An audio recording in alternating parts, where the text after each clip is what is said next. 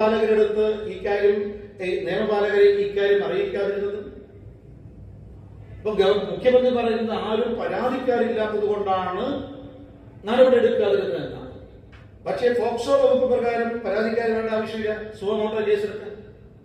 ഇത് അറിഞ്ഞിട്ടും ബന്ധപ്പെട്ടവരെ നിയമപാലകരെ അറിയിച്ചിട്ടില്ലെങ്കിൽ ഇന്ത്യൻ ശിക്ഷാ നിയമം അനുസരിച്ച് കുറ്റക്കാരാണ്. അങ്ങനെയാണെങ്കിൽ മുഖ്യമന്ത്രിയുടെ ഭാഗത്തുനിന്ന് ഗുരുതരമായിട്ടുള്ള നിയമ ലംഘനം ഉണ്ടായിട്ടുണ്ട്. മുഖ്യമന്ത്രി നടത്തിയത് ക്രിമിനൽ കുറ്റമാണ്. അതുകൊണ്ട് മുഖ്യമന്ത്രിയുടെ പേരിൽ ഒന്നാം പ്രതിയെ മുഖ്യമന്ത്രിയെ ചേർത്തുകൊണ്ട് ഈ കേസ് അന്വേഷിക്കണമെന്ന് ഭാരതീയ ജനതാ പാർട്ടി ആവശ്യപ്പെടുന്നു. സിനിമാ രംഗത്ത് എല്ലാവരും മോശക്കാരാണെന്ന അഭിപ്രായം ആർക്കുമില്ല. പക്ഷേ ഈ കുറ്റം ചെയ്തവരെ സംരക്ഷിക്കാൻ ശ്രമിക്കുകയും അവരെ നിയമത്തിൽ നിന്ന് രക്ഷപ്പെടുത്താൻ ശ്രമിക്കുകയും ചെയ്യുന്ന മുഖ്യമന്ത്രിയുടെ നിലപാടിലൂടെ എന്താ സംഭവിക്കുന്നത്? ബഹുഭൂരിപക്ഷം വരുന്ന നല്ലവരായിട്ടുള്ള ആളുകളും സംശയത്തിന്റെ നിലയിലാണ്. അത് മുഖ്യമന്ത്രി കാണിച്ചിരിക്കുന്നത്, ഗവൺമെന്റ് കാണിച്ചിരിക്കുന്നത് ഗുരുതരമായിട്ടുള്ള കുറ്റകൃത്യമാണ്. അതുകൊണ്ടാണ് അദ്ദേഹത്തിന്റെ പേരിൽ മുഖ്യമന്ത്രിയെ ഒന്നാം പ്രതിയാക്കിക്കൊണ്ട് കേസ് രജിസ്റ്റർ ചെയ്യണമെന്ന് ഭാരതീയ ജനതാ പാർട്ടി ആവശ്യപ്പെടുന്നു.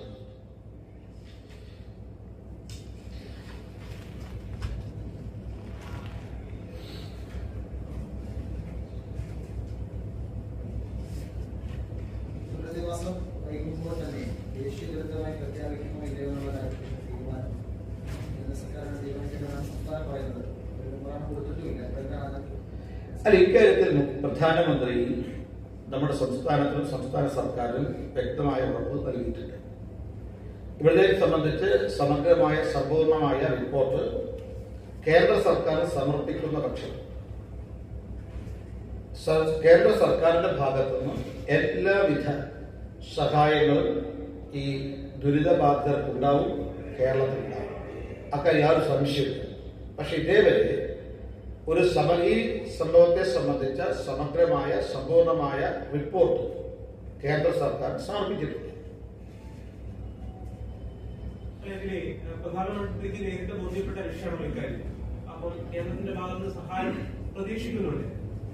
ഇപ്പം തുടക്കത്തിൽ തന്നെ ഗുരുതരമായ പാളിച്ച ഉണ്ടായി എന്ന കാര്യം ബിജെപി കേന്ദ്രത്തെ ധരിപ്പിക്കുമോ? പ്രത്യേകിച്ച് ഈ സമഗ്രമായ റിപ്പോർട്ട് കൊടുക്കാത്ത പശ്ചാത്തലം അത് സ്വാഭാവികമായിട്ടുണ്ടാകും.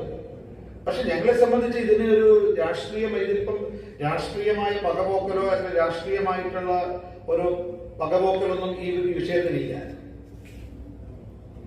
മറിച്ച് ഗവൺമെന്റിനെ കൊണ്ട് തെറ്റ് തിരുത്തിക്കാനാണ് ഞങ്ങൾ ആഗ്രഹിക്കുന്നത്.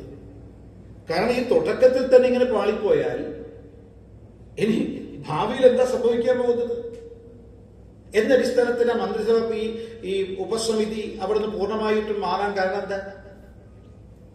അതുകൊണ്ട് അവിടുത്തെ ജില്ലയിലെ ഒരു മന്ത്രി ഏൽപ്പിക്കുക എന്നുള്ളതല്ല, മറിച്ച് നമ്മുടെ ഇതിന്റെ ഗൗരവാവസ്ഥ കണക്കിലെടുത്തുകൊണ്ട് ജില്ലക്ക് പുറത്തുള്ള ഈ മന്ത്രിസഭാ ഉപസമിതിയിലെ ഒരു മന്ത്രി, അത് എല്ലാ ദിവസവും ഒരു മന്ത്രിയാണെന്നില്ല, അതിൽ ആള് മാറി മാറി നിൽക്കട്ടെ. കാരണം ഇനിയുള്ളതാണല്ലോ പുനരധിവാസനെ ആരംഭിക്കാൻ പോകുന്നേ ഉള്ളൂ. അതിലാണല്ലോ ഗവൺമെന്റ് നിർണായകമായ പങ്ക് വഹിക്കാത്തത്. മാത്രമല്ല, ഇപ്പൊ എന്താ ചെയ്യുന്നത്? എന്ത് ചോദിച്ചാലും ഒരു കലക്ടറെ സമീപിക്കാനാണ് ഇപ്പോഴത്തെ ഉദ്ദേശം. ഒരു കലക്ടറാണ് എല്ലാ സാധാരണ രീതിയിലുള്ള ഒരു ജില്ലയുടെ ഭരണം നിർവഹിക്കുന്ന കലക്ടർ. കാരണം ഈ ദുരിതബാധിത മേഖലയിലുള്ള പുനരധിവാസവും അതുമായി ബന്ധപ്പെട്ട പ്രവർത്തനങ്ങളും മാത്രമല്ല കലക്ടർ പരിധിയിൽ വരുന്നത്. അദ്ദേഹത്തിന് ആ ജില്ലയുടെ ഭരണം അദ്ദേഹത്തിന്റെ കയ്യിലാണ്, അത് നിർവഹിക്കേണ്ടതായിട്ടുണ്ട്. ആ സമയത്താണ് അദ്ദേഹത്തിനടുത്ത് ഈ ചുമതലയിൽ കൂടി വരുന്നത്. അപ്പൊ അതുകൊണ്ട് എല്ലാം കലക്ടറോട് ചോദിക്കാൻ പറയുന്നതിന് പകരം അവിടുന്ന് ബന്ധപ്പെട്ട സീനിയറായ ഉയർന്ന ഉന്നത ഉദ്യോഗസ്ഥൻ നിയോഗിക്കുകയാണെങ്കിൽ തീർച്ചയായിട്ടും ഇത് മുഴുവൻ അദ്ദേഹത്തിന്റെ പരിധിയിൽ ഉൾപ്പെടും.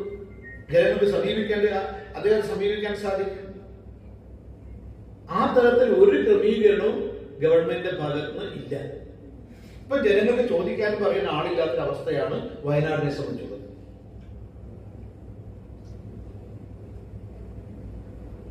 നിങ്ങൾ ഈ വിമർശിക്കുന്ന പോലെയുള്ള സമീപനം കാരണം കേന്ദ്രത്തിൽ നിന്ന് ലഭിക്കുന്ന സഹായത്തിലൊക്കെ വ്യത്യാസമാണ് എന്തെങ്കിലും പ്രശ്നമുണ്ടാവും? അല്ലല്ല, അതും ഇതും തമ്മിൽ ബന്ധമൊന്നുമില്ല. കേന്ദ്ര ഗവൺമെന്റിനെ സംബന്ധിച്ച് ഈ സംഭവം ഈ ദുരന്തത്തിന്റെ ബന്ധപ്പെട്ടിട്ടുള്ള എല്ലാവിധ സമഗ്രമായ റിപ്പോർട്ട് കേന്ദ്ര സർക്കാർ സമർപ്പിക്കുന്ന പക്ഷം കേന്ദ്ര ഗവൺമെന്റ് ഭാഗത്ത് എല്ലാ സഹായങ്ങളും ഉണ്ടാവും. എന്താണോ പ്രധാനമന്ത്രി വാഗ്ദാനം നൽകിയത് അത് പൂർണ്ണമായും പാലിക്കും. അക്കാര്യം സംശയമില്ല. അതേസമയം ചില വിമർശനങ്ങൾ ഇത് ഗവൺമെന്റ് ഈ സംസ്ഥാന സർക്കാരിന്റെ ഭാഗം തിരുത്തേണ്ടതായിട്ടുണ്ട്.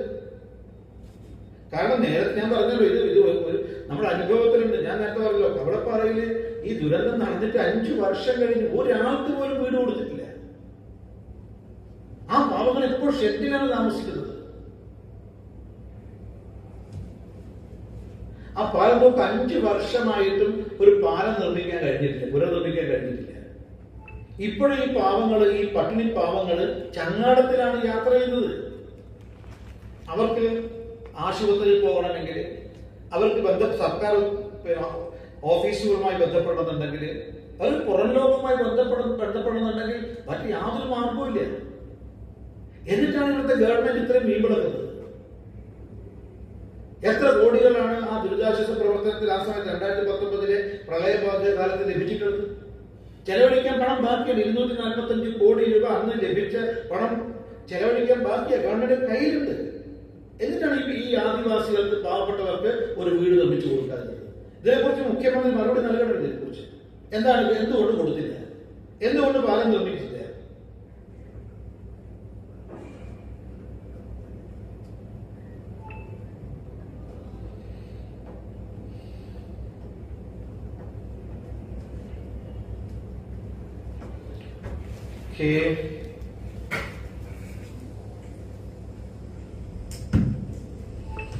ഓക്കെ, നന്ദി, നമസ്കാരം.